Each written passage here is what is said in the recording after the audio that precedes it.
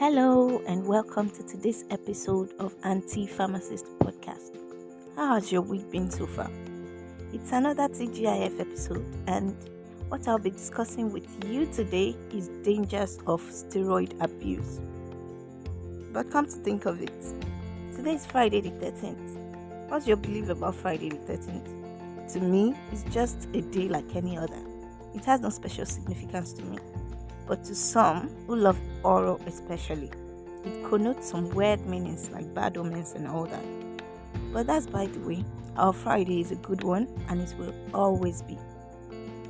Back to today's topic, dangers of steroid abuse. Let's get right into it. A lot of people are familiar with the term steroids. Others only hear it in passing and do not actually know what it means. This class of drugs are one of the most abused worldwide by three major categories of people. Those that want to gain weight, which is more common in Nigeria. Those that want to tone their skin, another very common one in this part. And those that want to build muscles. Steroids are a class of drug which is very broad and includes a range of hormones. The two main types are corticosteroids and anabolic steroids. They are analogs of naturally produced hormones, cortisol and testosterone, respectively. Now, these hormones serve various functions in the body, from control of metabolism and stress, to control of inflammation, to immune responses, and a host of others. Talking about abuse of steroids, I will take them one after the other. First is the problem of corticosteroids abuse, which will be divided into two parts. And the third part is the abuse of anabolic steroids. So, part 1 is what I call the Dexa Wahala, while part 2 is toning Wahala. Part 3 is Muscle Wahala. Sorry I'm using the word Wahala, but that's how I see it, because these things are causing a lot of problems. I don't know if those that abuse these medications don't notice or they just don't care. So now on to part 1, Dexa Wahala. Dexamethasone is only one of several corticosteroids used orally. Another common one is prednisolone. These are anti-inflammatory medications used for several cases like asthma, lupus, rheumatoid arthritis, just basically diseases involving inflammation. Now it looks like prednisolone has been excused by people and they have descended on dexamethasone for heavy usage and abuse. Look at the COVID-19 period where people were just buying it to treat COVID, even though there weren't enough evidence to prove that it actually works. That is by the way. But let me just focus on the abuse of this dexamethasone for weight gain today. Ever so often, someone comes into the pharmacy asking for a ridiculous amount of this drug in combination with others like Cortival, and you don't have to ask what they need it for because it is quite obvious that they want to use it for weight gain. The steroid peddling industry is such that these people are already made to believe this is the major function of this drug, whereas weight gain and increased appetite stimulation is only a side effect of dexamethasone. Like I said, it is an anti-inflammatory drug and not an appetite stimulant per se. I said steroid peddling industry because a lot of inappropriate and inducing names have been given to this drug that makes the users believe it is the right drug for their weight gain journey. These drugs have weird names and I feel like if I don't mention them, you will not get my point. Imagine a drug called Dikonga or Toby or Yodi. If you're Yoruba, you would understand better. But even if not, the names alone connote something. I mean, what kind of message are the manufacturers trying to pass across? That if you have a well on your neck, Ikonga will fill it up. Or if you are too thin, Toby will make you fatter. And if you want some extra flesh on the backside, Yodi is there for you. This is wrong. It may sound funny, but actually it isn't. I get that you have the right to give whatever name you want to your product, but giving it such inducing names is actually falsification, because you are making the drug out to be what it's not. Some people go as far as combining these three different brands together, not knowing that they are taking the same drug all in a bid to get fatter. These names are misleading, and honestly, I don't know what our regulatory bodies are doing about this because companies have to be brought to question. I personally haven't sold any of these brands, but I have come across people who carry their strips around. I'm actually curious to know if these products actually have NAFDAC numbers because that's a major question. Like I said earlier, weight gain and appetite stimulation is a side effect of dexamethasone, and there are other side effects as well, especially on prolonged use. You can't just choose one side effect and neglect the others. It doesn't work that way. Other side effects that you will experience upon abuse of this medication are metabolic disorders, hormonal imbalance, abnormal distribution of fat, which leads to Cushing's syndrome, in which one has moon face, stretch marks, abnormal neck structure, increased facial hair known as hirsutism, and the likes. There's even immunosuppression, which makes you prone to diseases. There is higher risk of peptic ulcer because, just like NSAIDs, a class of pain relievers, steroids also inhibit prostaglandins, and on prolonged use, this causes peptic ulcer. There is also osteoporosis because it leads to abnormal calcium absorption by bones. There is mood changes because, like I said, the hormone which these drugs mimic regulates mood. So one who abuses dexamethasone might just get depressed or become nervous or restless. Other side effects are blood vision, muscle weakness, easy bruising, increased risk of diabetes or hypertension, insomnia, that is difficulty sleeping, eye problems like cataract or glaucoma, and edema, which is water retention. There are others too, but these are the common ones, and that's why this medication should be used under the supervision of a healthcare professional. The dosage is usually adjusted from time to time based on the condition of interest, and the side effects are managed alongside. Now, look at all the side effects you have to deal with, all because you want to gain some flesh, when there are healthier, less risky ways to do this. If taking dexamethasone for weight gain is ill-advised, then what other ways are there to gain weight? Somebody might ask. I know the weight loss industry is booming with different diet regimens and recommendations, but nobody seems to be paying attention to weight gain. That's exactly what I'll be getting into right now. Are you a convalescent just recovering from an illness that resulted into you losing a lot of weight, or you simply look smaller because you're underweight and want to add more flesh in all the right places? Then these simple practices will help you without you having to abuse any medication. I mentioned earlier one cause of weight loss, which is sickness. Another is inadequate nutrition or malnutrition, while a final one is stress. When these causes are properly addressed, you will attain your desired weight without any unwanted side effects. So, I'll be giving you tips you need to gain weight healthily. The first one is eating a balanced diet. We all know what balanced diet contains from our secondary school biology. That is the 6 classes of food and water. It doesn't have to be elaborate or a 7-course meal, considering the situation of the country. But there are affordable food in all these classes that we can get and benefit from. The good news is that eating more carbs even helps to increase weight.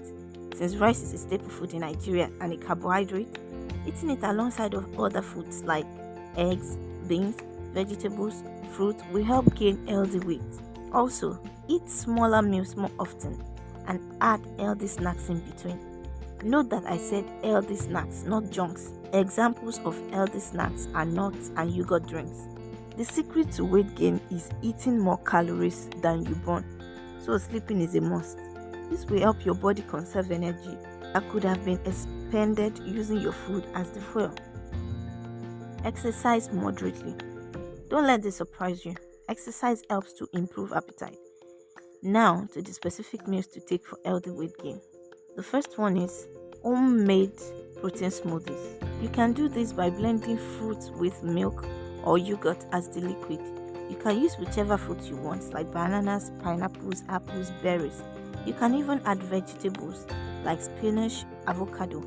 It really is at your discretion. Just make sure it contains varieties. These are very healthy, and if you do this regularly enough, you will gain good weight. Number 2 is dairy milk. This has been used for decades as weight gainer or muscle builder.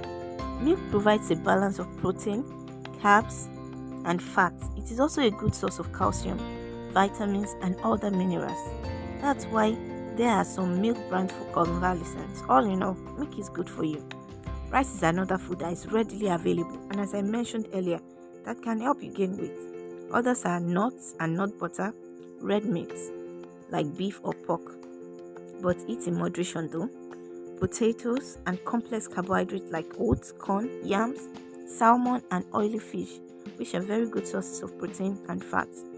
Eggs, peas, soy milk are also protein supplements. Dried fruits like dates, raisins, they also contain a lot of fiber and can serve as high-calorie snacks. Bread is another one, especially when you use them for sandwich with vegetable fillings. You can also eat with nut butter spread or avocado. Avocados are loaded with beneficial fats, as well as vitamins and minerals. Then for cereal lovers, maybe you were wondering when I would mention it. You got it. Cereals are also good for adding weight. Most of these cereals are made with whole grains. Some even contain dried foods, which I've talked about earlier. Your oats, cornflakes, fruit and fibers, granola, bran are all excellent choices, especially when you eat them with yogurt. Cereal bars can also be taken as snacks. Now for the chocolate lovers. Dark chocolate can help you gain weight. Everybody knows this, I guess. But please do not overindulge. You know the emphasis is on healthy weight gain. Another one that may not be very common in this part is cheese, but you can still get them in supermarkets. And macaroni and cheese is not a bad combination every now and then, you know. I've been talking about food a lot for a while now, right? You would think I'm a nutritionist, but then that's part of my job description too, especially for this topic. Food is medicine, you know. Well, that's another topic I'll be bringing to you on this podcast at a later date. Other foods that you can take to gain weight, I have mentioned while talking about others. The likes of eggs, which you can cook in various ways. You can have them scrambled, you can have omelette, you can cook them and eat in various ways. I know you know what I'm talking about. You can eat up to 3 eggs per day as they are healthy, and there's no need to limit your consumption as long as you don't have any health condition that limits you or stops you from taking them. The rest are yogurts, which you can take with cereals like I said, as yogurt parfait as in smoothies. Greek yogurts are made with whole milk and has a well-balanced mix of proteins, carbs, and fats. You can spend your money on parfait instead of eating junks like pies, pizzas, and the likes all the time. And the last class of food consumed for healthy weight gain is fats and oils. They are some of the most calorie-dense foods available. And I know that there have been many stories about fats, that there are good fats and bad fats, and this is true. But the sources of good fats are what you should focus on, and they are extra virgin olive oil, sunflower oil, walnut oil, avocado oil, coconut oil. At least 3 of these aforementioned should be at your disposal wherever you are. So, you eat all of these foods that I have mentioned, sleep adequately, and exercise moderately. Minimize stress or avoid stressful situations altogether, and you'll be surprised at how you will gain weight. That's what foods are meant for anyway. Now, eating the right ones at the right time in the right proportion with the right combinations is what brings about healthy weight gain. But after all this my talk, I know some people will still say that, is it not if I have appetite I will eat all these foods you have listed? I still need something to boost my appetite. Well, you don't have to wait till you are hungry to eat, you know. Eat when it is time for a meal, even if you aren't hungry. You shouldn't work so much that you forget to eat or be engrossed in any activity up to the point that you must feel hunger before you eat. I have given you an healthy alternative way to gain weight without abusing dexamethasone. Although, some people genuinely need these appetite stimulants, like those who are anorexic or who are recovering from chronic illnesses like cancer. So, if at all you must use an appetite stimulant, there are medications for that purpose. But you should only get them on the advice or recommendation of a healthcare professional. There is no medication without side effects, only that these ones may be milder than those of steroids, and since you are not self-medicating, a safe dose for that purpose is what will be prescribed or recommended. Examples of such medication are some antihistamine medications like ciprofloxacin, pizotifen, and the likes. Please note that not all the preparations containing these medications are safe, because even recently, FDA has issued a formal warning about a popular ciprofloxacin brand for its potential to cause liver injury and heart problems. Some supplements are also marketed for the purpose of appetite stimulation, like multivitamins and cod liver oil that I have mentioned very early in this episode. But the truth still remains that the best way to gain weight is to eat and not wait till you're hungry before you do so. Make eating a conscious habit, not a reflex action. Like I always say, feel free to speak to your pharmacist about your health conditions. They are always there to help you. Self-medication is not the way to go, and if you come in asking for medication and you were asked some questions concerning it, don't feel offended or that you are being interrogated. It is for your own good. They might just help you avoid drug abuse and its deleterious effects. I have said a lot about abuse of steroids for weight gain, that is the Dexa Wahala, which was supposed to be my part 1. In order for this episode not to be unnecessarily long, I think it's best to make this a series. So for the next 2 Fridays, the topic will remain dangers of steroid abuse and alternatives to steroids.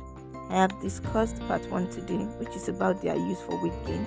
Part 2 and 3 will be next Friday and the next one after that. Thank you for listening so far. You can even listen to the episode more than once to digest all I have said so far. Also, do not forget to share, follow, and subscribe to the podcast. Your comments and questions are always welcome. And as always, you can reach us by email via antipharmacistpodcast@gmail.com. A responsible driver won't wait till their tank is empty before refueling their car. So, why then should you wait till your stomach begin to rumble before you refuel your body? Treat your body right so that it can serve you right as well. On this note, I finished today's episode. Till next time, stay healthy and God bless you.